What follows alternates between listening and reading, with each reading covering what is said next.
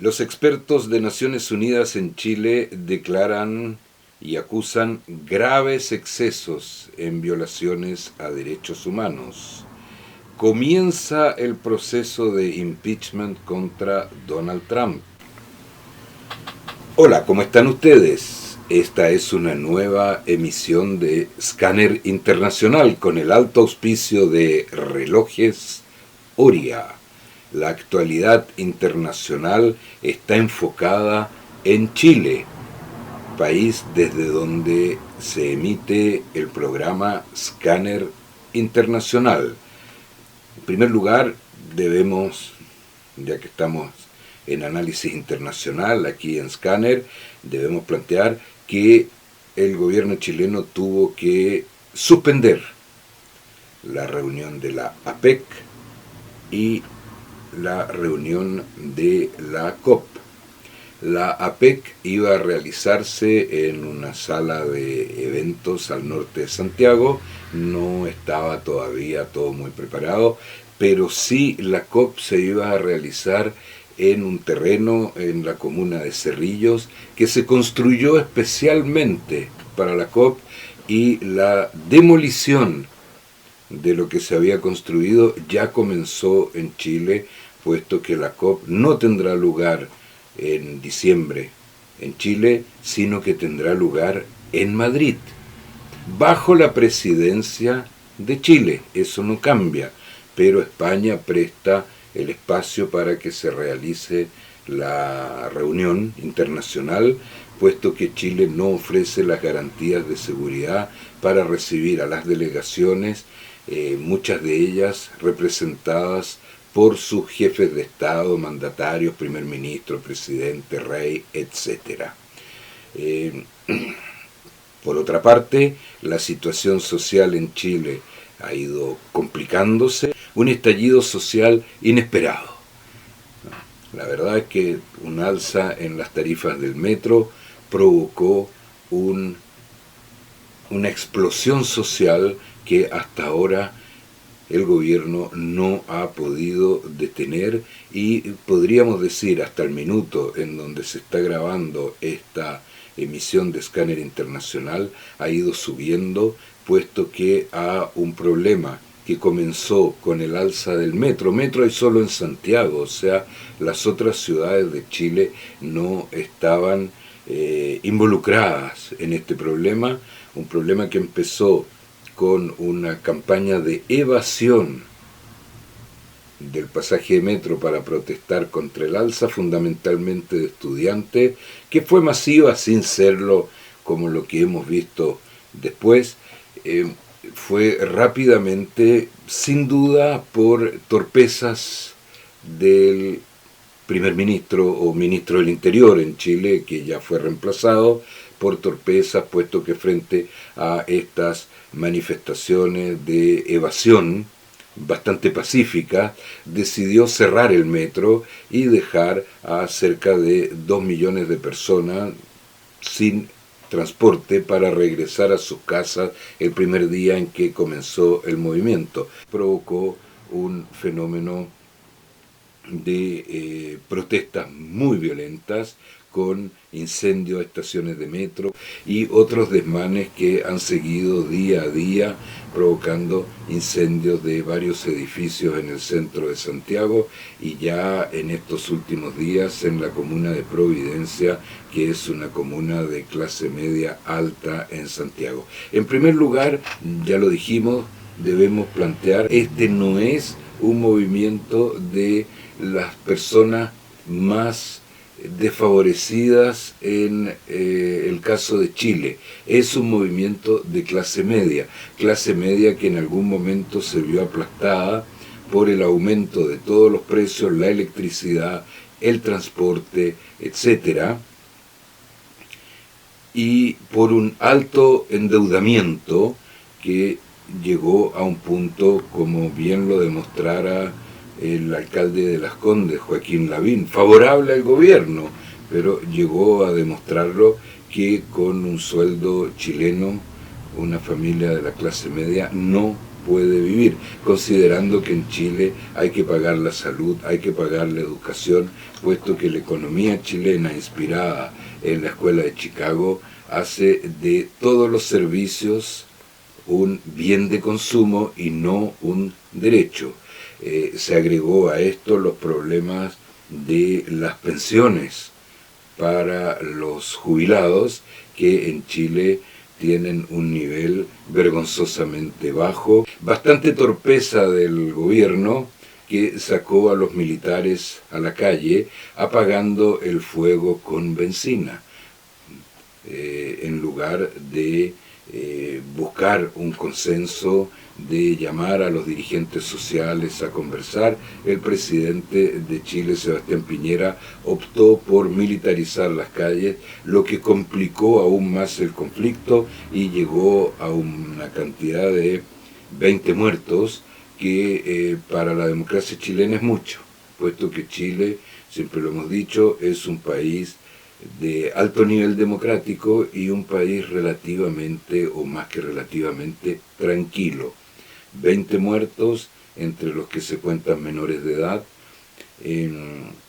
gran cantidad de heridos y tanto las fuerzas policiales como las fuerzas armadas utilizaron perdigones y balines de goma que los protocolos autorizan a utilizar, pero autorizan a utilizar a baja altura, o sea que lleguen a las extremidades inferiores de los manifestantes. Sin embargo, hay decenas de personas que perdieron al menos un ojo por recibir un balín en el ojo, y eso es irrecuperable.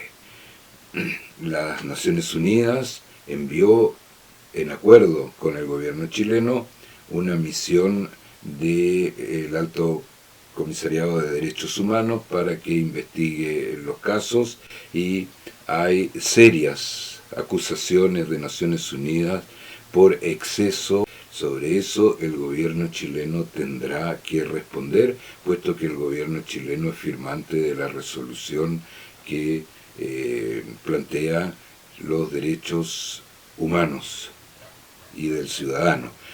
Aquí hubo serias violaciones y el gobierno chileno deberá responder no solo ante Naciones Unidas, sino que también ante su propia población.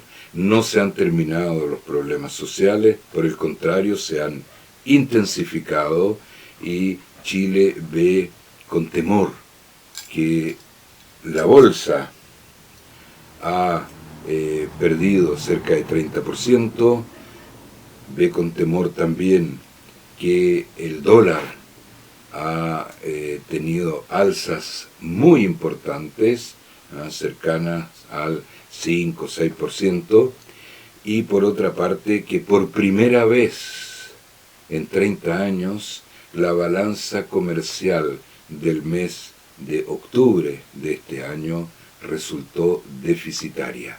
Chile va a afrontar una crisis económica grave, una crisis financiera grave, si no se termina esto rápidamente. Sin embargo, no se ve el final. Esperamos que en el próximo análisis podamos contarles que esto se terminó y que Chile volvió a la calma. El gobierno ha dado muy poco, y los manifestantes, que en algún momento llegaron un día viernes famoso a más de 2,5 millones de manifestantes dentro de todo Chile, con 1,5 millones de manifestantes en Santiago. Esperamos que la calma llegue y que este país donde se hace escáner internacional reencuentre la tranquilidad, el progreso y sobre todo la justicia social, que es un derecho ciudadano.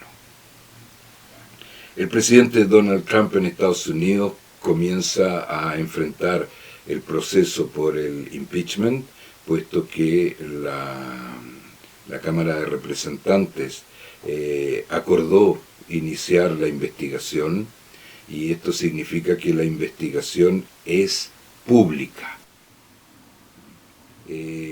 No hay muchos casos anteriores en que se haya llegado a esto, pero vamos a recordar el caso de Richard Nixon. La investigación pública, el presidente Richard Nixon renunció, puesto que el hecho de renunciar frenaba la investigación y no se hubiera sabido nunca si fue culpable o no fue culpable del espionaje conocido con el nombre de Watergate. Eh, Se habla que Trump, puesto que dentro de la investigación estarán también sus declaraciones de impuestos que siempre se negó a mostrar, y por otro lado las conversaciones que son grabadas por protocolo en la Casa Blanca que tuvo con su homólogo ucraniano, con abierta invitación al presidente de Ucrania a intervenir en las elecciones presidenciales o en las primarias del Partido Demócrata que se acercan. ¿Existe la posibilidad de que Donald Trump renuncie para evitar la investigación como lo hiciera Richard Nixon? Sí, existe, pero no nos parece que sea el escenario que va a ocurrir.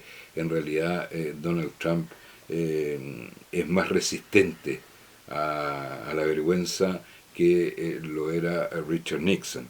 Eh, eh, por otra parte, lo hemos visto en situaciones bien complicadas a Donald Trump antes de ser presidente, a quiebras que podrían haber sido fraudulentas o no, no lo sabemos, pero ha enfrentado situaciones tal vez más complicadas que esta. Por consiguiente, no creemos que vaya a renunciar. La investigación se hará, o sea, todo Estados Unidos, o al menos los que así lo deseen, la van a conocer, y esto será público, de manera que sin duda le quitará electorado para las próximas elecciones presidenciales. Veremos qué pasa, no pensamos que vaya a renunciar, pero sí la investigación debiera, si los elementos así lo hacen, debiera debilitarlo para las próximas presidenciales, que son en un año más. Para terminar, el presidente Lula da Silva está en proceso de liberación, ya el juez firmó su liberación, la autorizó, todavía quedan algunas diligencias que seguramente van a ser hechas cuando este programa llegue a su pantalla. Por consiguiente, nos parece que ya va a estar liberado Lula cuando me esté viendo y escuchando. Sin duda que Lula va a comenzar una campaña para las próximas presidenciales en Brasil, y que sus posibilidades de ganarlas son muy, muy, muy altas. Por eso que fue tan difícil obtener la liberación. Sin embargo, todavía tiene que esperar el resultado de su apelación en casación ante la Corte Suprema brasileña, que podría ser favorable y en ese caso queda definitivamente libre, o desfavorable y en ese caso tiene que volver a la prisión. Quedaremos pendientes viendo la actualidad brasileña, porque ya es hora de despedirnos. Que estén ustedes muy bien.